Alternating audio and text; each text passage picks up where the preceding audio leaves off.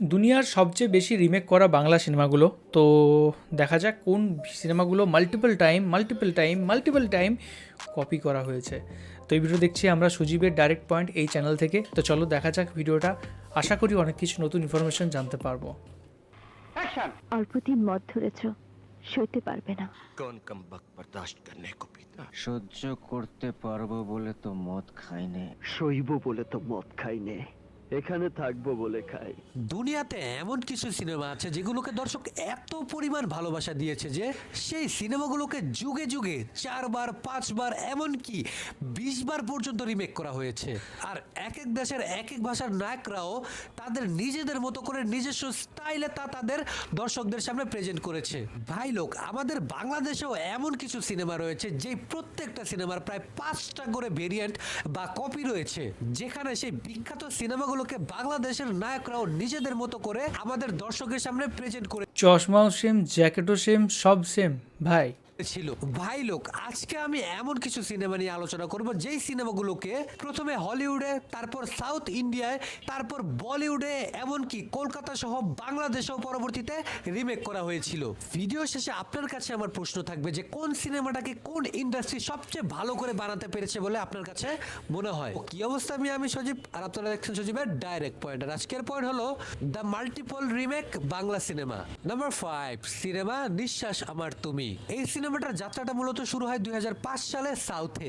গল্পটা একেবারে সিম্পল। বড়লোক বাবার একমাত্র ছেলে তার ভালোবাসাকে জয় করার জন্য গ্রামে এসে কৃষি কাজ করে সবার মন জয় করে নেয়। সিনেমার গল্পটা দর্শকের এত পরিমাণ ভালো লেগে যায় যে তারপর সেটাকে তামিল স্টেটেই তার পরের বছরই রিমেক করা হয়। এরপর একে একে প্রায় বিভিন্ন ইন্ডাস্ট্রি মিলে প্রায় 7বার এই সিনেমাটাকে বিভিন্ন ভাষায় রিমেক করা হয়। বলতে পারেন ভারতের এমন কোনো ইন্ডাস্ট্রি নেই যে ইন্ডাস্ট্রিতে এই সিনেমাটা রিমেক করা হয়নি। সর্বশেষ এটাকে হিন্দিতে রিমেক করেছিলেন। এই সিনেমার প্রথম সিনেমাকে যে ডিরেক্ট করেছিলেন সে প্রভুদেবা। আর এই হিন্দি সিনেমাটার কোয়ালিটি ছিল সব সিনেমার চেয়ে বেটার।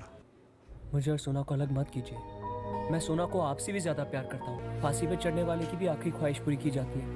आप मुझे एक मौका नहीं देंगे? কিন্তু আমাদের বাংলাদেশে এই সিনেমাটা সবচেয়ে বেশি আলোচনায় আসে 2007 সালে কলকাতায় রিমেক করার পর, যেখানে আই লাভ ইউ নামে এই সিনেমা দিয়েই কলকাতা ইন্ডাস্ট্রিতে দেবের মতো নায়কের ধামাকা এন্ট্রি হয়। বলতে পারেন এই সিনেমাটা ছিল আমাদের ছোটবেলার ইমোশন। আমি পূজাকে ভালোবাসি দাদা, আমাকে পূজার জীবন থেকে সরিয়ে দেবেন না দাদা। ফাঁসির আসামিকে তার শেষ ইচ্ছের কথাটা জিজ্ঞেস করা হয়, আর আপনি আমার ইচ্ছেটা শুনবেন না। পরবর্তীতে আবার আমাদের দেশের মেগাস্টার শাকিব খানকে দিয়েও 2010 সালে এই সিনেমাটাকে রিমেক করানো হয়। আর এইরকম একটা সুইট গল্প পেয়ে শাকিব খানও ফাটিয়ে দিয়েছিল, আর সিনেমাটাও হয়ে যায় ব্লকবাস্টার। অনেক বেশি ভালোবাসি আমি আশাকে। আমাদের দুজনকে আপনি আলাদা করে দেবেন না। ফাঁসির আসামি শেষ ইচ্ছা বিচারক পূরণ করার চেষ্টা করে, আর আপনি আমার কথাটা শুনবেন না। নাম্বার 4, সিনেমা ধোঁকা। এই সিনেমাটার যাত্রাটা শুরু হয় মূলত হলিউডে বিখ্যাত ডিরেক্টর ক্রিস্টোফার নোলানের মাধ্যমে, যেই সিনেমার নাম ছিল মেমেন্টো। এখান থেকে ইন্সপায়ার্ড হয়ে সিনেমাটাকে তামিল ইন্ডাস্ট্রিতে রিক্রিয়েট করা হয় সূর্যাকে দিয়ে। অসাধারণ একটা পারফরম্যান্স গজনী। তিনি সিনেমায় আমরা এক বিশাল ইন্ডাস্ট্রির মালিকের অসমাপ্ত ভালোবাসার করুণ পরিণতির গল্প দেখতে পাই। এক ভয়ানক ঘটনার মাধ্যমে সে শর্ট টাইম মেমোরি ডিসঅর্ডার রোগে ভোগে, অর্থাৎ 15 মিনিট পর সবকিছু ভুলে যায়। मेरा नाम संजय संजय रामस्वामी, तेरा नाम लक्ष्मण, तू जहाँ भी है मैं तेरे लिए आ रहा हूँ। এই সিনেমাটাকে সবচেয়ে বেশি আলোচনায় এনে দেয় আমির খান তার গাজনি সিনেমার মাধ্যমে। আর তার এই সিনেমাটা সর্বপ্রথম বলিউডে 100 কোটি টাকা আয় করতে সফল হয়েছিল। তাই নয়, আমির খানের চুলের স্টাইলটিও সেই সময় একটা ফ্যাশন হয়ে যায়। मेरा नाम संजय है। क्या? संजय सिंघानिया। तुम्हारा नाम गजनी है। अपनी मौत का इंतजार कर, मैं आ रहा हूँ। তবে এই সিনেমাটাকে আমির খানের গাজনির আগেই বাংলাদেশে রিমেক করা হয়েছিল ধোঁকা নামে, যেখানে আমাদের দেশের মহানায়ক মান্না এই সিনেমাটিকে একটা দেশি ভাইব এনে দেয় তার আনবিলিভেবল পারফরমেন্সের মাধ্যমে। সিনেমাটা দেখে আমার কাছে মনে হয়েছে শুধুমাত্র কম বাজেট আর দুর্বল মেকিং এর জন্যই খুব বেশি আলোচনায় আসতে পারেনি, কিন্তু বাংলাদেশে কিন্তু এই সিনেমাটা সুপার হিট হয়েছিল সেই সময়।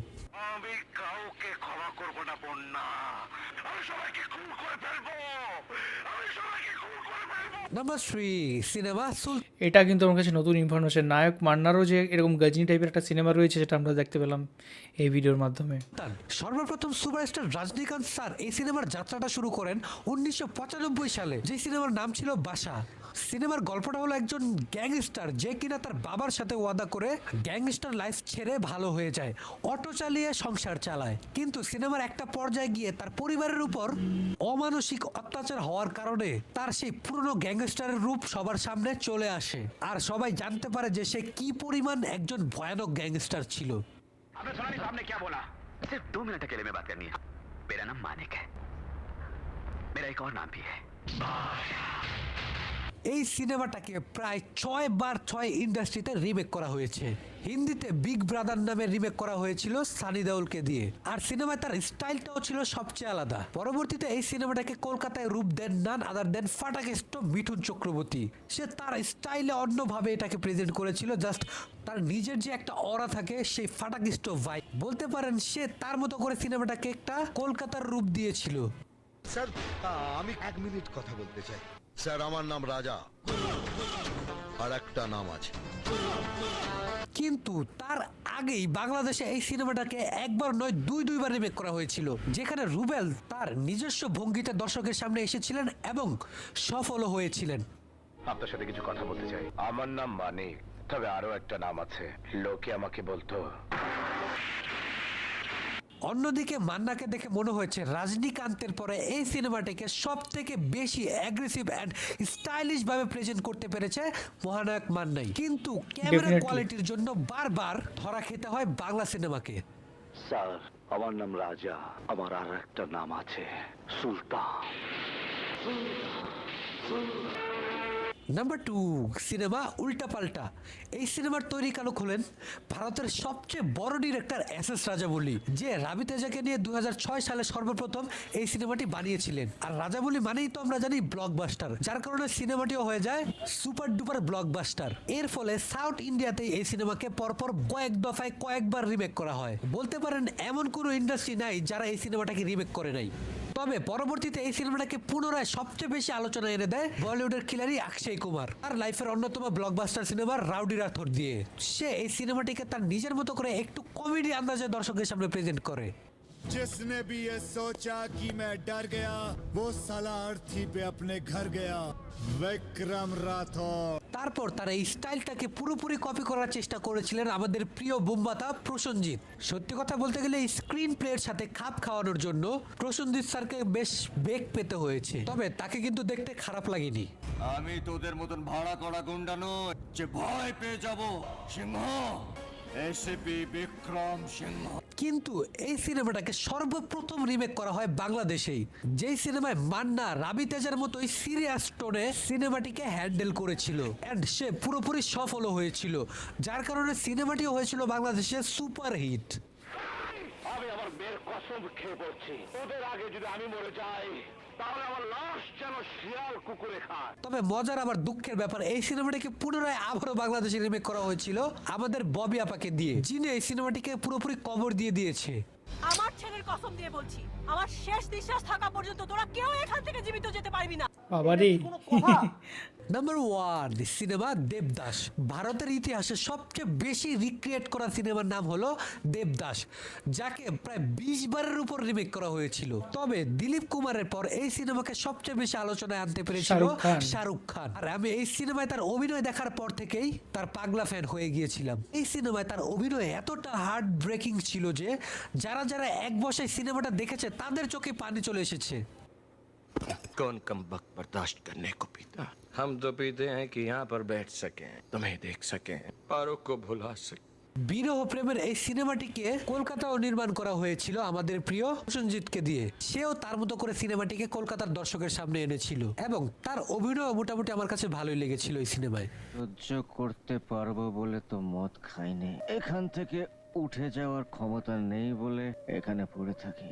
তবে আমাদের বাংলাদেশে এই সিনেমাটিকে বানানো হয় আমাদের শাকিব খানকে দিয়ে। আসলে শাহরুখ খানের দেবদাস দেখার পর এই সিনেমাকে অন্য কাউকে দিয়ে কল্পনাও করতে পারেনি। তবে শাকিব খানও কিন্তু তার সবটা দিয়ে চেষ্টা করেছিল, তবে সিনেমায় কোথাও না কোথাও কিছু একটা মিসিং ছিল।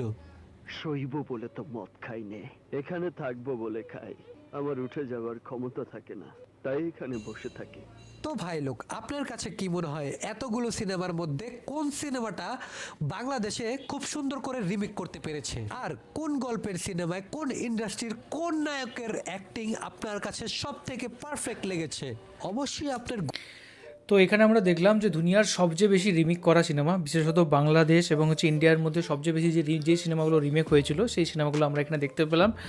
আর অনেক ক্ষেত্রে যেটা হচ্ছে রজনীকান্তের যে সিনেমা আছে যেটা দেখলাম, যেটা অনেক জায়গাতে ফাটাকেষ্ট বলে রিমেক হয়েছে, তারও আগে রিমেক করা হয়েছে নায়ক মান্নার অভিনীত একটা সিনেমাতে। ওটা আমার খুব ভালো লেগেছে। আমার মনে হয় নায়ক মান্না ওটাতে জাস্ট অসাধারণ অ্যাক্টিং করেছে, কিন্তু কোয়ালিটির দিক থেকে নাকি অনেক কম, মানে কোয়ালিটি বলুন বা ক্যামেরার বলুন সেগুলোতে অনেক কম ছিল। কিন্তু আমি জানি না কেন যে এই যে ডিজিটাল যে তখন কিন্তু মানে উঠে চলে এসেছিলো ক্যামেরা, এটা মনে হয় রিল যুগের যে হয় কোনো একটা কারণে তারা বাজেটের জন্য সেটা করেননি, এরকম টাইপের আমি একটা শুনেছি।